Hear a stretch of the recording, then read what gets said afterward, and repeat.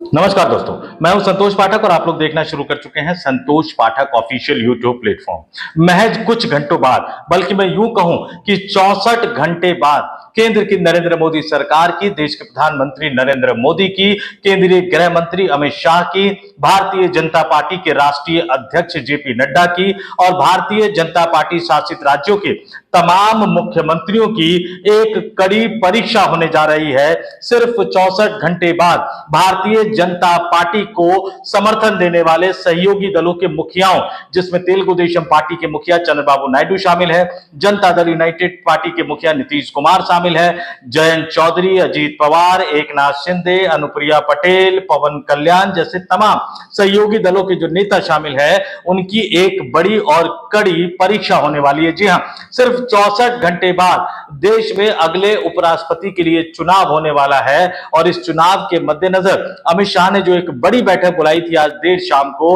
उस बड़ी बैठक को कैंसिल कर दिया गया है और उस बड़ी बैठक के रद्द हो जाने के बाद प्रधानमंत्री नरेंद्र मोदी जो 8 सितंबर को एनडीए सांसदों के साथ बैठक करने वाले थे, उसको लेकर भी कई तरह की खबरें निकलकर सामने आ रही है और इन तमाम खबरों का सामने आना कहीं ना कहीं ये बताता हुआ नजर आ रहा है कि क्या उपराष्ट्रपति के चुनाव में पेच फंस गया है। आखिर जेपी नड्डा कौन सी बैठक करने वाले थे जिसको रद्द कर दिया गया?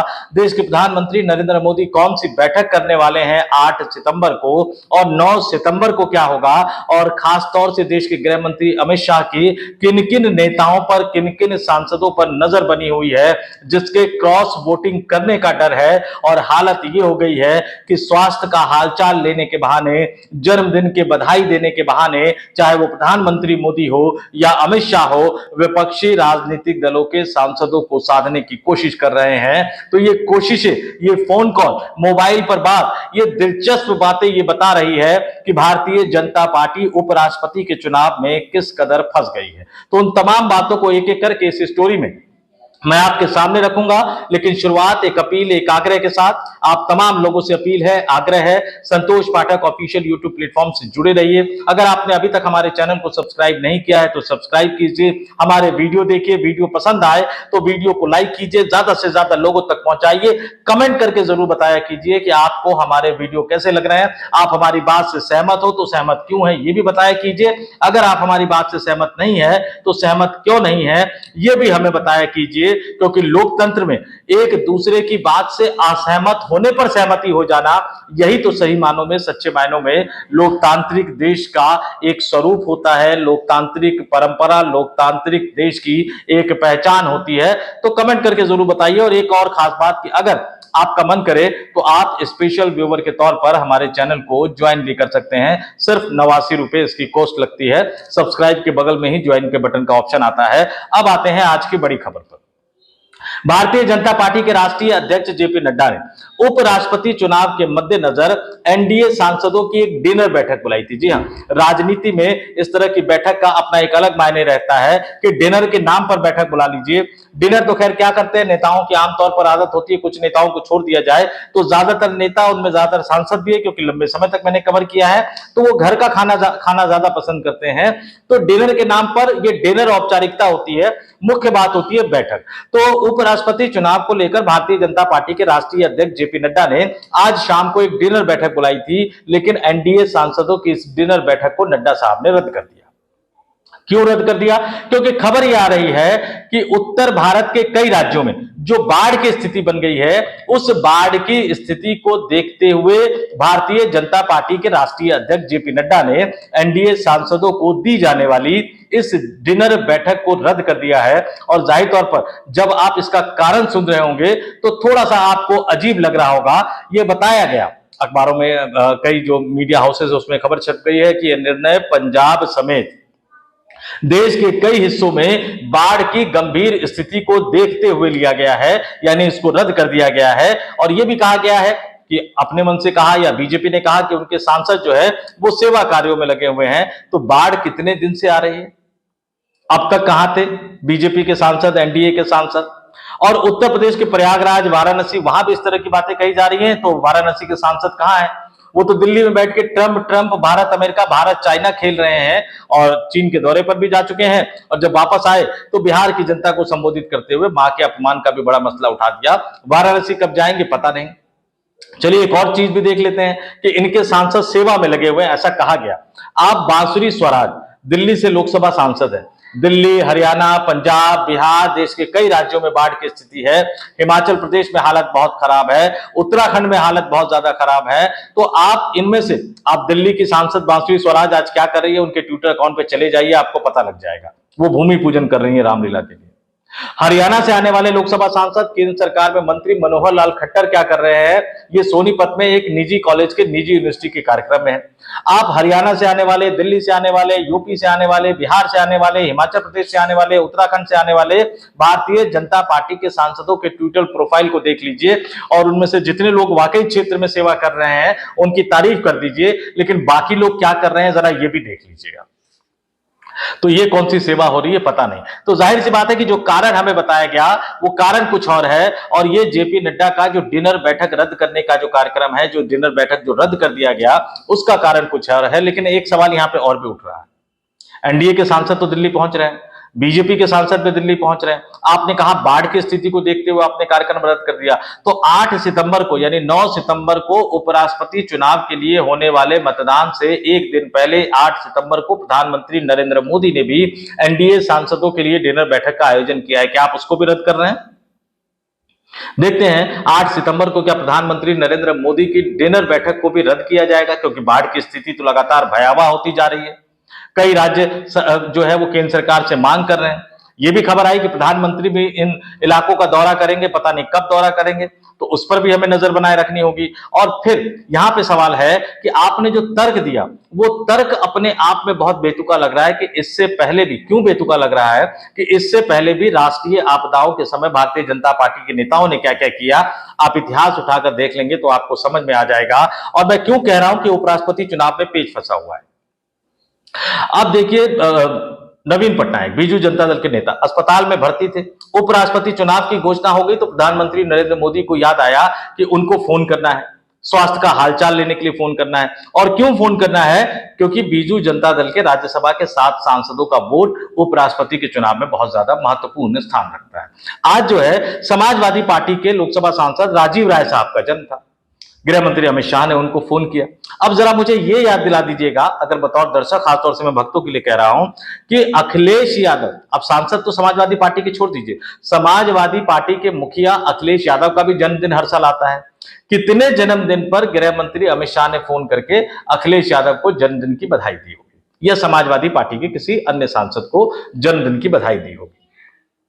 सोशल मीडिया पर पोस्ट करके बधाई देना अलग बात है, फोन करके बधाई देना और फिर उस खबर को प्रसारित करवाना, ये अपने आप में अलग बात है। तो स्वास्थ्य का हालचाल लेने के बहाने, जन्मदिन की बधाई देने के बहाने नरेंद्र मोदी और अमित शाह को खुद मैदान में उतरना पड़ रहा है। राजनाथ सिंह एक एक करके फोन कर रहे हैं, जगनमोहन रेड्डी को फोन किया उन्होंने, शरद पवार को फोन किया उन्होंने, उद्धव ठाकरे को फोन किया उन्होंने, अन्य कई दलों के नेताओं को फोन किया उन्होंने, और अलग अलग राज्यों के मुख्यमंत्रियों को, चाहे यूपी के मुख्यमंत्री योगी आदित्यनाथ हो, महाराष्ट्र के मुख्यमंत्री देवेंद्र फडणवीस हो, असम के मुख्यमंत्री हिमंता बिस्वा शर्मा हो, राजस्थान के मुख्यमंत्री भजन लाल शर्मा हो, मध्य प्रदेश के मुख्यमंत्री मोहन यादव हो, या छत्तीसगढ़ के मुख्यमंत्री हो, तमाम भारतीय जनता पार्टी शासित राज्यों के मुख्यमंत्रियों की भी स्पेशल ड्यूटी लगाई गई है। क्यों? क्योंकि बहुमत होने के बाद भी भारतीय जनता पार्टी को कहीं ना कहीं डर है। और ये बहुमत का आंकड़ा अपनी कई स्टोरी में बता चुका हूं, लेकिन जाते जाते फिर आपके सामने रख देता हूं। लोकसभा की सदस्य संख्या 543, एक खाली है 542। राज्यसभा की सदस्य संख्या 245, 6 खाली है, बचे 239। ये मिलकर हो जाते हैं 781। चुनाव जीतने के लिए चाहिए 391। आज की तारीख में एनडीए सांसदों के पास 293 सांसद लोकसभा में हैं, 132 सांसद राज्यसभा में हैं, और ये दोनों मिलकर हो जाते हैं 425। दो इसमें और भी सांसद जुड़ जाए तो 427 है। 391 चाहिए चुनाव जीतने के लिए, अगर तमाम सांसद वोट करे तो बहुमत का आंकड़ा है 34 + 2 यानी 36 सांसद इनके पास ज्यादा है। लेकिन फिर भी डरे हुए। क्यों डरे हुए? क्योंकि सत्यपाल मलिक के साहब के साथ जो किया गया, उनके अंतिम संस्कार में जिस तरह से उनको राजकीय सम्मान नहीं दिया गया, जगदीप धनखड़ साहब से जिस तरह से इस्तीफा लिया गया, 2 अलग अलग आरटीआई के अलग अलग जवाब राष्ट्रपति सचिवालय ने दिए, जिसके बारे में मैं स्टोरी कर चुका हूं, वो भी एक कंफ्यूजन की स्थिति है। तो जयंत चौधरी क्या करेंगे, पश्चिमी उत्तर प्रदेश के जाट सांसद क्या करेंगे, राजस्थान के जाट सांसद क्या करेंगे, हरियाणा के जाट सांसद क्या करेंगे, पहली स्थिति तो ये है। अब चंद्रबाबू नायडू ने समर्थन देने का ऐलान तो कर दिया है, एनडीए गठबंधन में वो शामिल है। यहां तक कि आंध्र प्रदेश की जो विपक्षी राजनीतिक पार्टी है वाईएसआर जगन मोहन रेड्डी, उन्होंने भी समर्थन करने का ऐलान कर दिया है। बीआरएस जो तेलंगाना में पहले सरकार चला चुके हैं, भारत राष्ट्र समिति के चंद्रशेखर राव, इन तीनों राजनीतिक दलों और पवन कल्याण जो जनसेना पार्टी के नेता है, आंध्र प्रदेश की चंद्रबाबू नायडू में उप मुख्यमंत्री है, इन चारों राजनीतिक दलों के सांसद क्या करेंगे, इस बात को लेकर भी संशय की स्थिति बनी हुई है। क्योंकि विपक्षी राजनीतिक दल के या विपक्षी गठबंधन के जो उम्मीदवार है बी सुदर्शन रेड्डी साहब, उनका जन्म संयुक्त आंध्र प्रदेश में हुआ था, यानी आंध्र प्रदेश और तेलंगाना दोनों में अगर इन राजनीतिक दलों ने विपक्ष के उम्मीदवार को वोट नहीं दिया तो अपनी जनता को जवाब देना उनके लिए भारी पड़ जाएगा। तो जयंत चौधरी की दिक्कत है, एकनाथ शिंदे क्या करेंगे, आप आगे देखिए नीतीश कुमार क्या करेंगे, पवन कल्याण बता चुका हूं। ये तमाम राजनीतिक दलों के सांसद क्या करेंगे, गठबंधन में शामिल सहयोगी दलों के सांसद क्या करेंगे। चिराग पासवान मुजफ्फरपुर की रैली में गए, मुजफ्फरपुर की रैली में मुख्यमंत्री कैसा हो, चिराग पासवान जैसा हो, बड़े हाथ हिलाते हुए नजर आए। वो एनडीए का नाम तक नहीं लिया उन्होंने उस मंच पर। उनके बारे में संशय की स्थिति बनी हुई है कि क्या वो उपराष्ट्रपति चुनाव को एक बड़ा मुद्दा बनाकर वो एनडीए गठबंधन का साथ छोड़ सकते हैं। पता नहीं क्या होगा, कैसे होगा, लेकिन जिस तरह से जेपी नड्डा साहब की बैठक रद्द हुई, जिस तरह से अमित शाह को मैदान में उतरना पड़ा, जिस तरह से नरेंद्र मोदी को मैदान में उतरना पड़ा, उससे तो साफ साफ लगा हुआ है कि पेच फंसा हुआ है और 64 घंटे बाद एक बड़ी अग्नि परीक्षा होने जा रही है। 9 सितंबर को उपराष्ट्रपति चुनाव के लिए मतदान होगा। राज्यसभा और लोकसभा के तमाम सांसद वोट करेंगे। गुप्त मतदान प्रणाली के जरिए मतदान होगा, कोई भी राजनीतिक दल इसमें व्हिप जारी नहीं कर सकता है और 9 सितंबर की शाम को ही मतगणना होकर रिजल्ट सामने आ जाएगा। और ये जो चुनाव होता है वो बैलेट पेपर से चुनाव होता है, तो ईवीएम मशीन खेला, वोटर लिस्ट उसको अलग रख देते हैं। बैलेट पेपर से चुनाव होता है, गुप्त मतदान प्रणाली के जरिए चुनाव होगा और उसी दिन नतीजों की घोषणा हो जाएगी। इंतजार कीजिए, मैं फिर कह रहा हूं, हम ये इंतजार करते हैं कि आज जो हमें तर्क दिया गया कि बीजेपी के सांसद जनसेवा में लगे हुए हैं, तो 8 सितंबर को प्रधानमंत्री नरेंद्र मोदी क्या अपने डिनर बैठक के कार्यक्रम को रद्द करते हैं, नहीं करते। अगर वो रद्द नहीं करते हैं तो समझ जाइएगा कि आज वाली बैठक के रद्द करने में कोई झोल झाल था। और 9 सितंबर को भी अगर झोल झाल हो गया, इन तमाम राजनीतिक दलों के नेताओं के नाम मैंने गिना दिए, क्योंकि जो विपक्ष के नेता है रेड्डी साहब, बी सुदर्शन रेड्डी साहब, उन्होंने लोकसभा और राज्यसभा के तमाम सांसदों को पत्र लिखकर अंतरात्मा की आवाज पर वोट देने की अपील की है और यह भी कहा है कि बतौर राज्यसभा सभापति वो संविधान की रक्षा के लिए काम करेंगे। तमाम राजनीतिक दलों के सांसदों को राज्यसभा के पटल पर बोलने का भरपूर मौका दिया जाएगा।